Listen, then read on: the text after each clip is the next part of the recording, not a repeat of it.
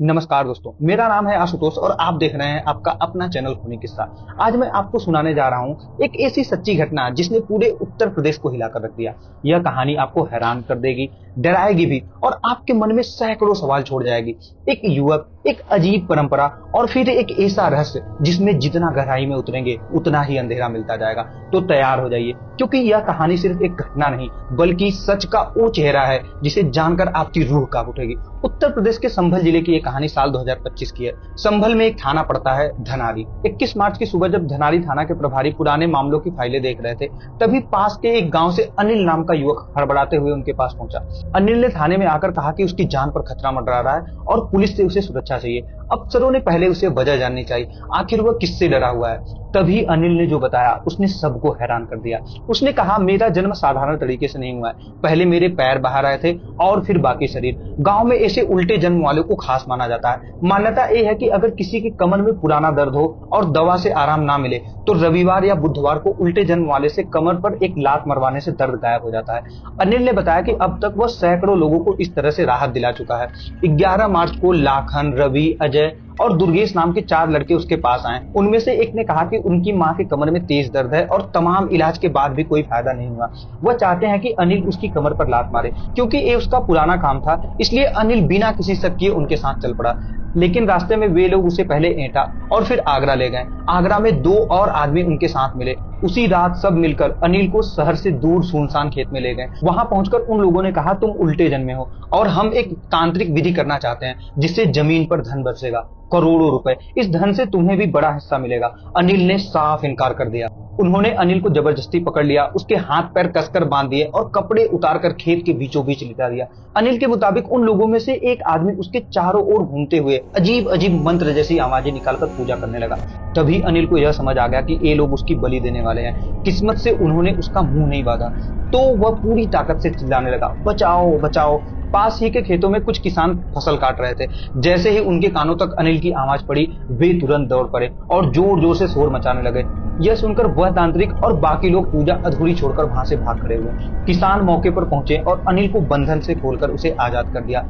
अब पुलिस को यकीन हो चुका था कि मामला तंत्र मंत्र और नरबली की कोशिश से जुड़ा हुआ है। अनिल की शिकायत दर्ज करने के बाद अगले ही दिन पुलिस ने लाखन, रिंकू, अजय और दुर्गेश को गिरफ्तार कर लिया।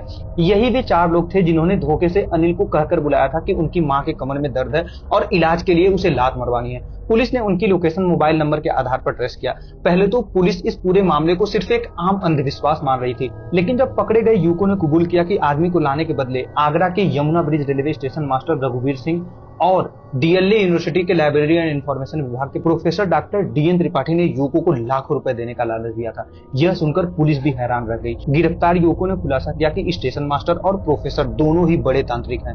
जिस रात खेत में अनिल पर तांत्रिक पूजा की जा रही थी, वही दोनों लोग इस पूजा का नेतृत्व कर रहे थे। पढ़े लिखे ऊंचे पदों पर काम करने वाले लोग इस तरह अंधविश्वासी और आपराधिक गतिविधियों में शामिल हो, यह पुलिस के लिए चौंकाने वाली बात थी। पुलिस ने जब स्टेशन मास्टर रघुवीर सिंह और प्रोफेसर त्रिपाठी को गिरफ्तार कर उनके घरों और मोबाइल फोन की तलाशी ली तो उनके होश उड़ गए। दोनों के मोबाइल में दर्जनों युवतियों की तस्वीरें मिली, जिनमें लड़कियां अपने हाथों में एक पर्चा पकड़े थी। उस पर्चे पर उनकी पूरी निजी जानकारी लिखी थी, बिल्कुल जैसे कि एक कैदी की पहचान डिटेल्स दर्ज की जाती है। इसके अलावा मोबाइल में 42 अलग अलग लड़कियों के साथ तांत्रिक क्रियाओं के वीडियो भी मिले।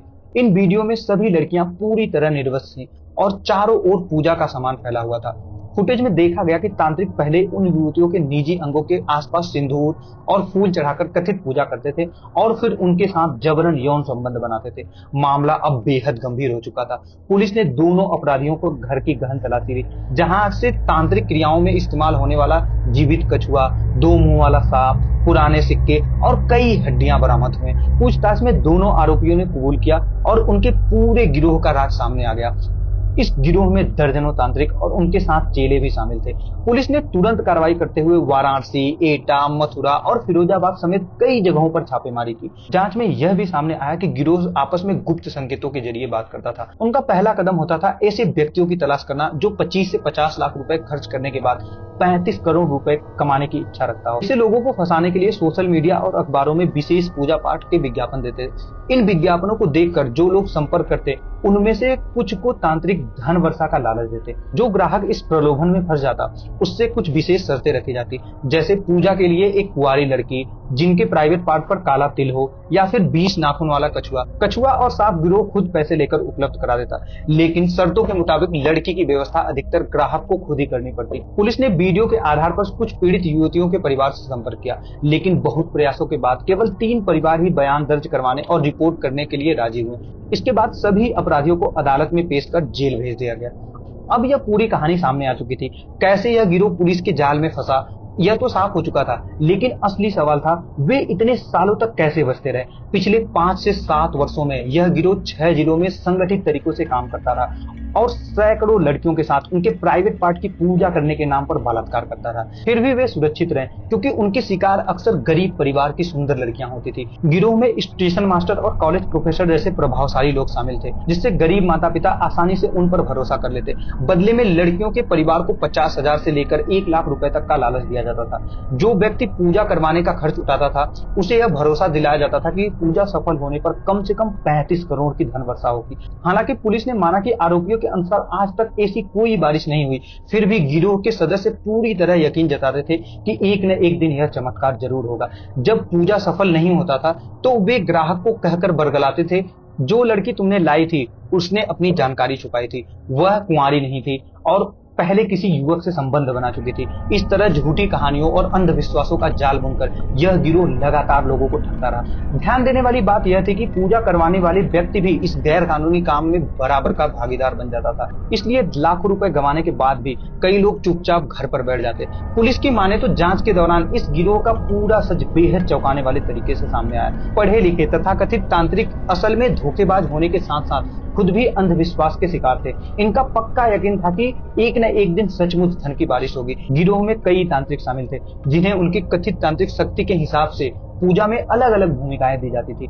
कुछ आरोपी तंत्र मंत्र की शिक्षा ले रहे थे और सीधे पूजा में भाग लेते थे, जबकि कुछ महज धन के लालच में जुड़े हुए थे।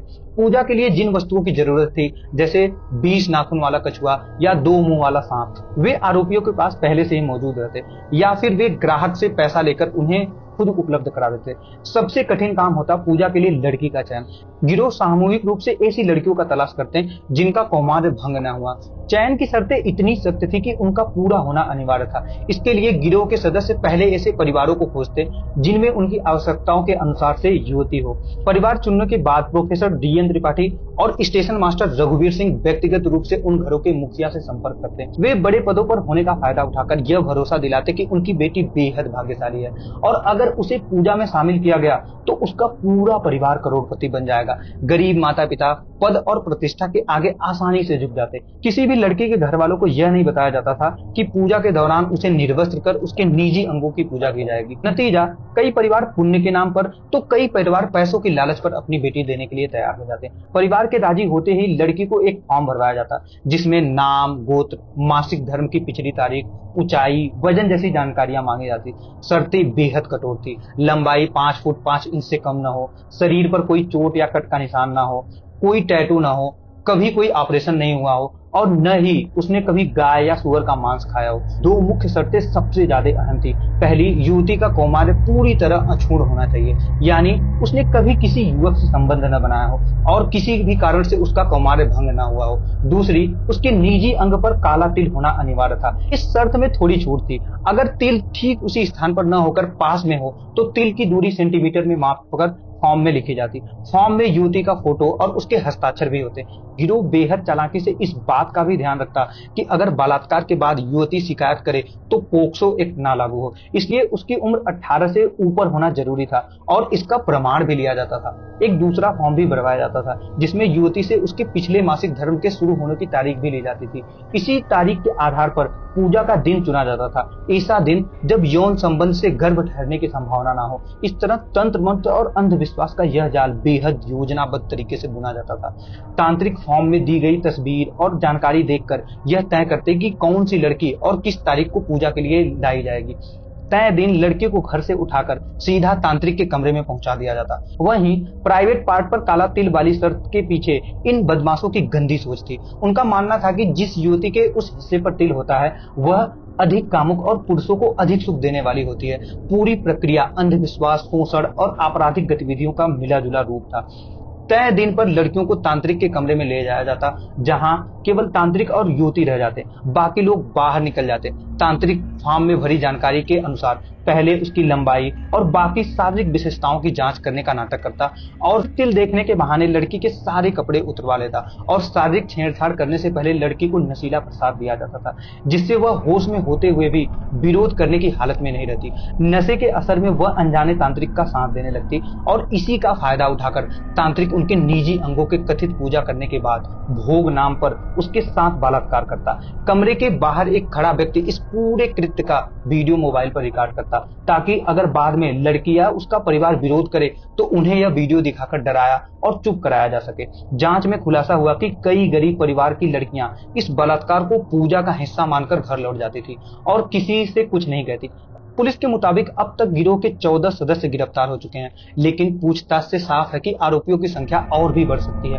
इन सभी के मोबाइल फोन पे करीब 50 से अधिक तांत्रिक क्रियाओं के दौरान किए गए बलात्कार के बेहद अश्लील वीडियो बरामद हुए। साथ ही करीब 200 से ज्यादा लड़कियों के विस्तृत बायोडाटा भी मिले हैं। यही वजह है कि पुलिस को शक है कि यह गिरोह अब तक सैकड़ों लड़कियों को अपना शिकार बना चुका होगा। इस पूरे मामले की जांच अभी जारी है। तो दोस्तों, ये थी आज की कहानी। आप अंदाजा लगा सकते हैं कि इंसान जब अंधविश्वास और लालच की जाल में फंसता है तो वह किस हद तक गिर सकता है। लेकिन यह तो सिर्फ एक मामला था। हमारे समाज में ऐसे कितने राज हैं जो अभी भी पर्दे के पीछे छुपे हुए हैं। आपको क्या लगता है, ऐसे गिरोह कभी खत्म हो पाएंगे?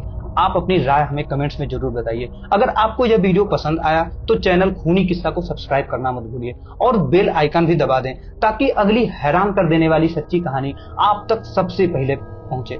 मिलते हैं अगली रोमांचक और रोंगटे खड़ी कर देने वाली सच्ची घटना में। तब तक के लिए सुरक्षित रहिए और सावधान रहिए।